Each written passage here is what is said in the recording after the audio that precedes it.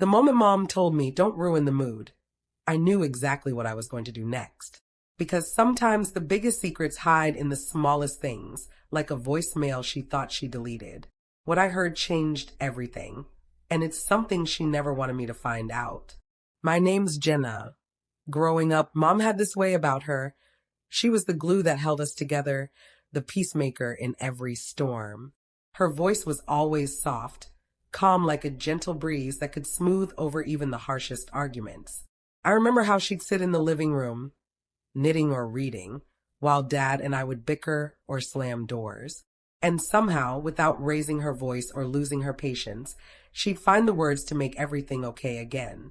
Family drama never seemed to rattle her. It was like she had this invisible shield that kept chaos from touching her. I admired that about her. It felt safe knowing she was the steady anchor in our house. But lately things had changed. It was subtle at first, almost like the slow shift of seasons. At first, I thought I was imagining it. Maybe I was just stressed or sensitive. But the way she started avoiding my calls, the way her phone would ring and she'd let it go to voicemail without a glance, it gnawed at me. And the coldness in her eyes when I asked about Dad, that was the hardest part. Before, her eyes would soften when she talked about him, like she was sharing a secret warmth with me. Now they flickered with something else, something sharp and guarded, like there was an invisible wall built between us, tall and unscalable. I'd catch her staring off into space sometimes, jaw tight, fingers clenched around her coffee mug, as if carrying some heavy weight she couldn't unload. I tried to brush it off, tell myself it was just a phase, or maybe she was stressed with work or something. But the silence when I pressed her was deafening. One evening, the air in our house felt thick, like the calm before a storm. We had dinner together, just the three of us, but it wasn't the warm, chatter-filled meal we used to have. Dad was quieter than usual, stirring his soup absent-mindedly, stealing glances at Mom who seemed distracted, her hands trembling slightly as she set down her fork. The light from the chandelier above cast long shadows across the table, and I could feel the tension like a tightening band around my chest.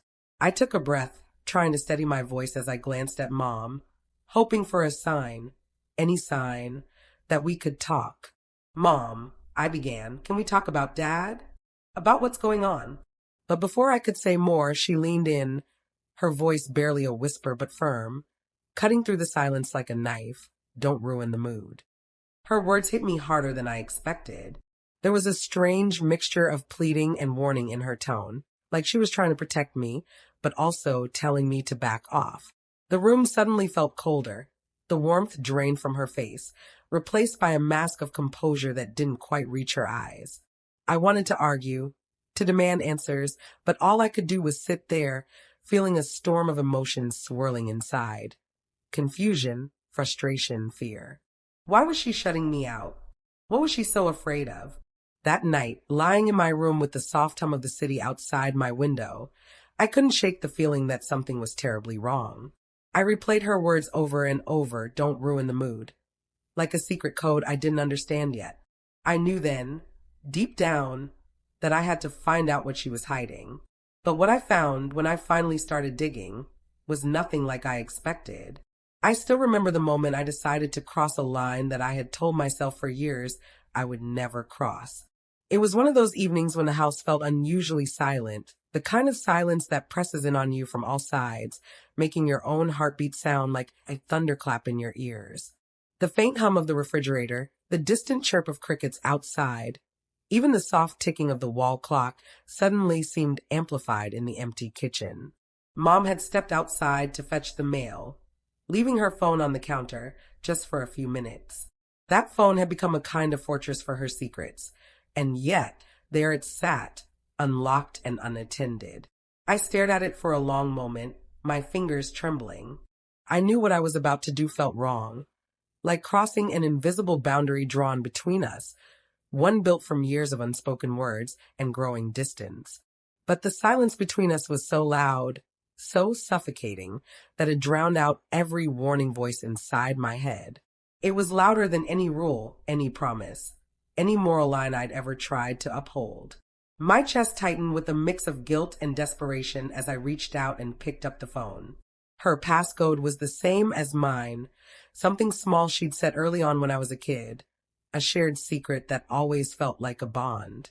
But now, as I unlocked her phone, that small, familiar number felt like the key to a locked door I was unsure I was ready to open.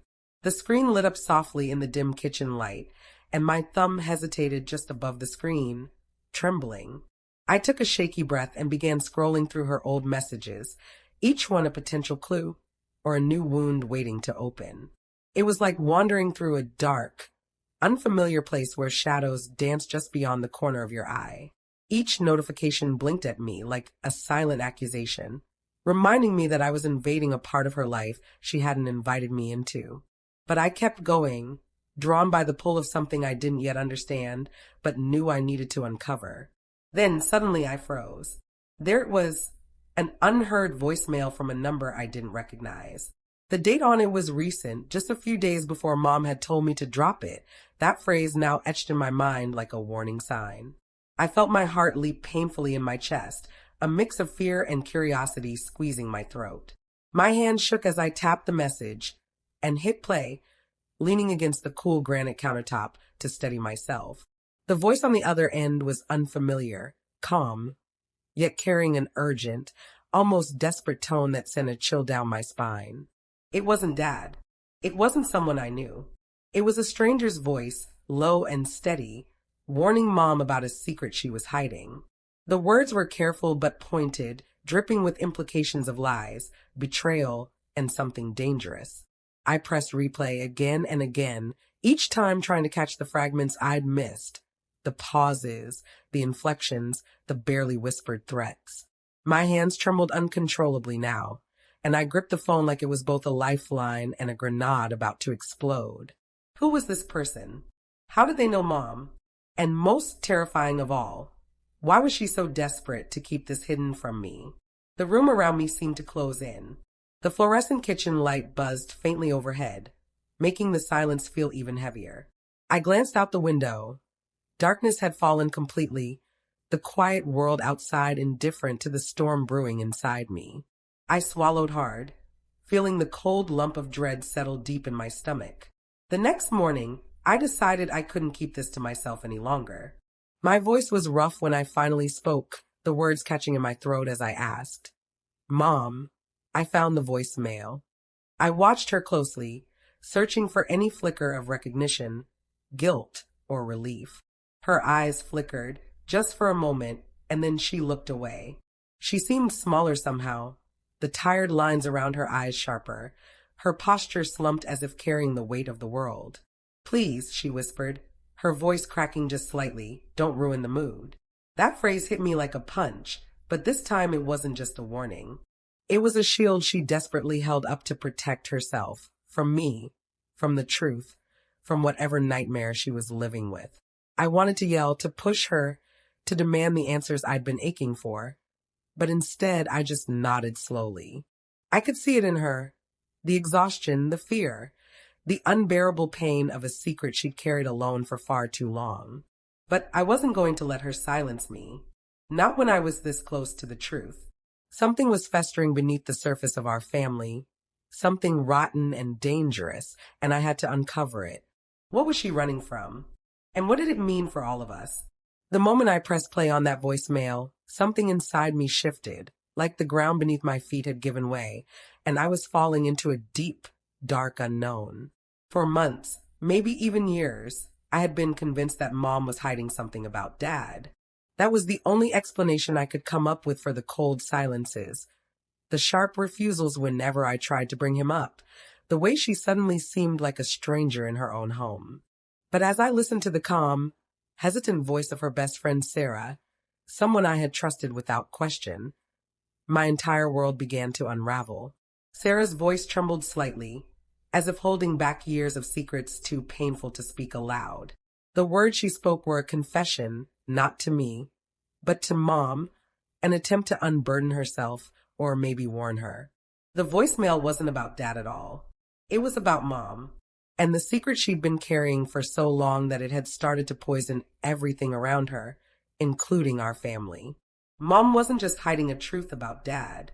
She was hiding something about herself, something so deeply buried that she'd spent years living a double life, weaving a fragile web of lies and half-truths to keep it from coming to light.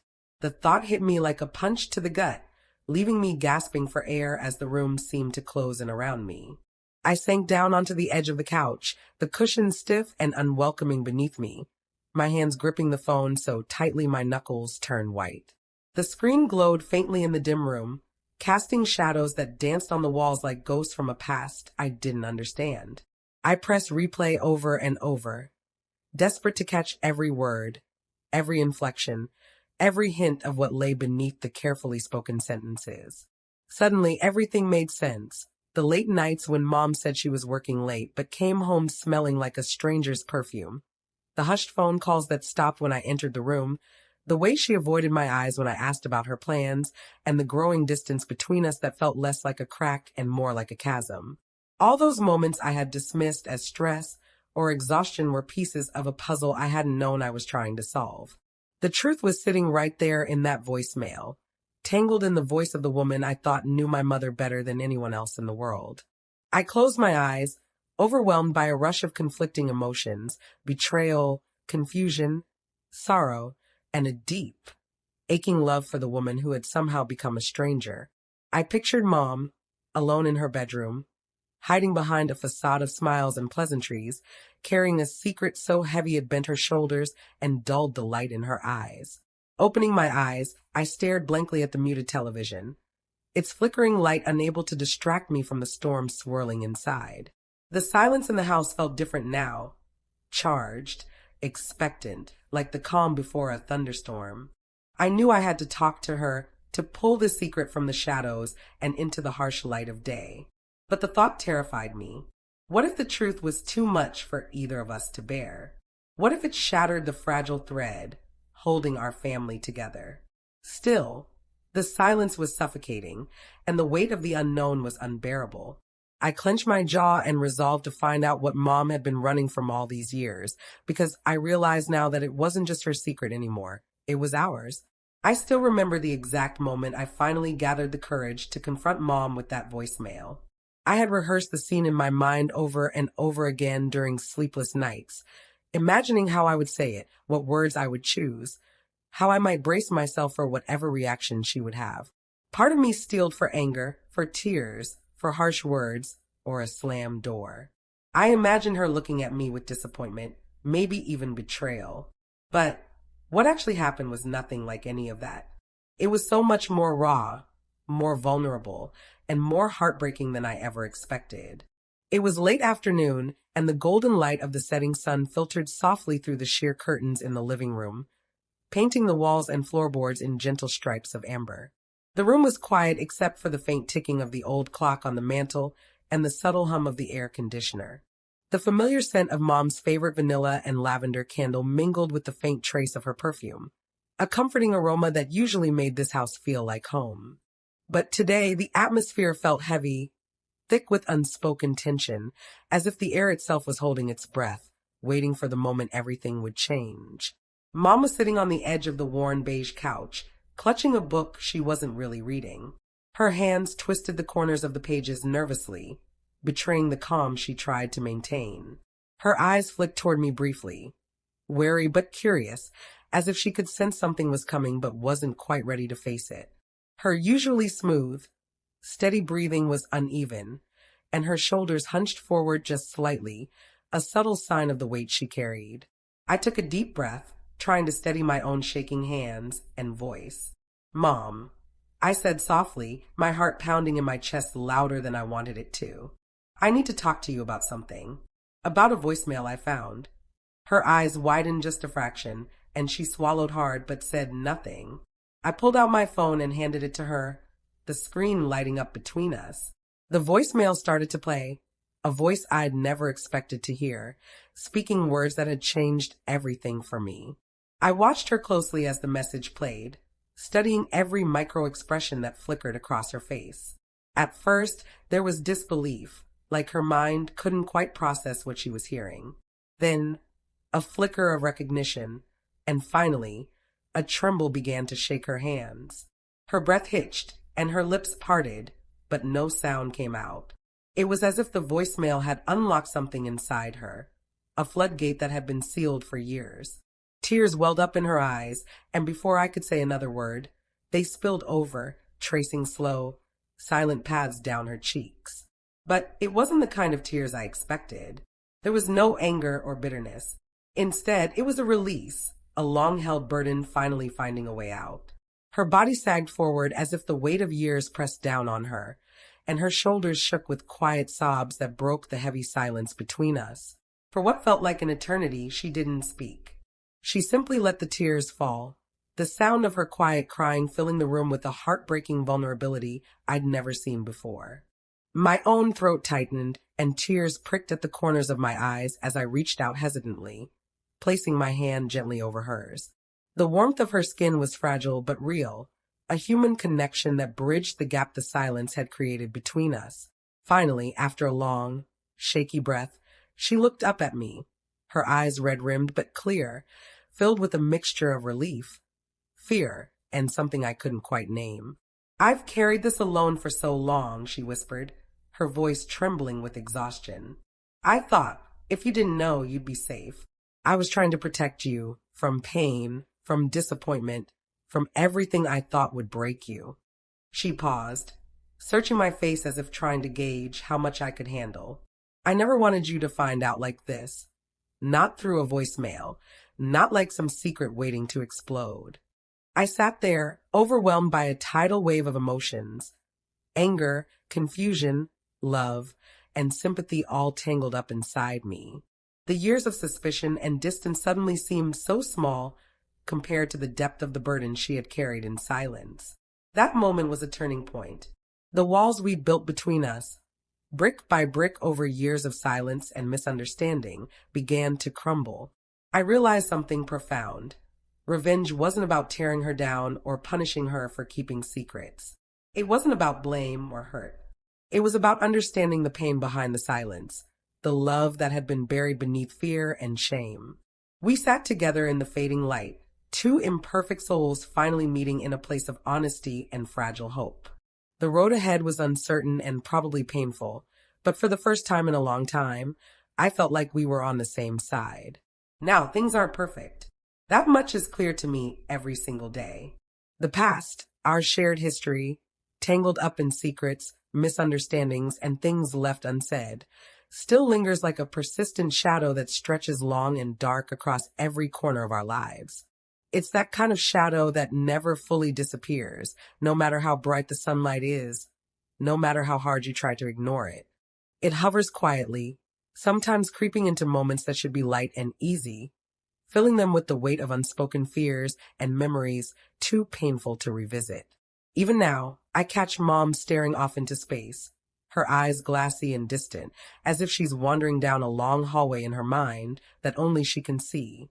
She rarely talks about what's behind that look, what thoughts or regrets she's wrestling with, but I can feel the pull of the past tightening around her heart.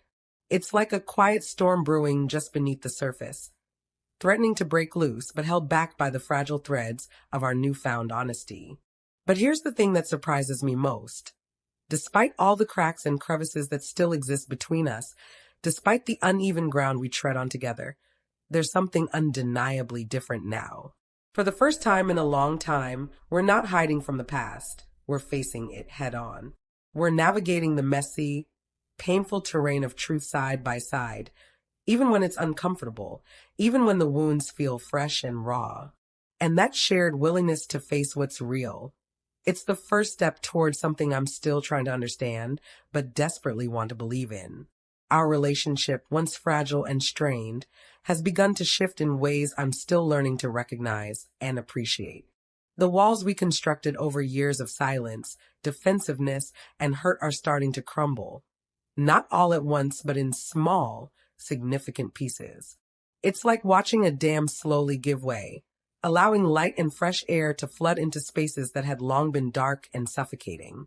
We talk more than we used to, though sometimes those conversations are halting, awkward, or laced with tears. Other times, they come with bursts of laughter, fleeting moments of relief, and joy that feel almost too precious for words. In some ways, it feels like we're trying to piece together a shattered mirror. Each fragment reflects a version of who we once were and who we've become. It's imperfect and fragile work, and some pieces might never quite fit back where they belong. But in those shards, we catch glimpses of something true, something that reminds me that beneath all the brokenness, there is still love. I've come to understand that sometimes the hardest battles aren't fought out in the world beyond our doors. They happen within families, in the quiet corners of our homes, in the silent spaces between words, in the lingering tension that fills the rooms where we live. There is no instruction manual for untangling decades of secrets, lies, and unspoken pain. No easy answers or quick fixes. The people you love most can hurt you in ways that cut deeper than any stranger's words, but they can also be the very ones who help you heal if you're willing to let them in. Healing is not a destination, it's a winding, messy process. It's filled with setbacks and breakthroughs, moments of hope and moments of despair. It requires patience, both with the person who's hurt you and with yourself. It means learning to listen without judgment, to forgive without forgetting, and to rebuild trust piece by fragile piece. And somehow, the voicemail I wasn't supposed to hear became the key to all of that. It was an accident, a digital ghost from the past that forced open a door we had long tried to keep closed. That small, unexpected message cracked the silence that had grown between us, revealing truths that neither of us was ready to face alone. What began as a source of pain and betrayal has, slowly and painfully, turned into a catalyst for connection and understanding. It's strange to think that something so simple, a voicemail, could carry such weight. Yet it did. It shattered illusions, brought hidden wounds to the surface, and forced us to confront what was real. Sometimes, the things we try hardest to hide become the very things that free us. I don't know what the future holds for us. I don't know how many more obstacles we'll face or how many more truths will come to light. The road ahead is uncertain and, I imagine, often painful. But I do know this with absolute certainty. Silence, no matter how well-intentioned, can protect, but it can also imprison. It can keep us safe from pain for a time, but it can also trap us in loneliness and misunderstanding. Truth, on the other hand, no matter how difficult or raw, has the power to set us free.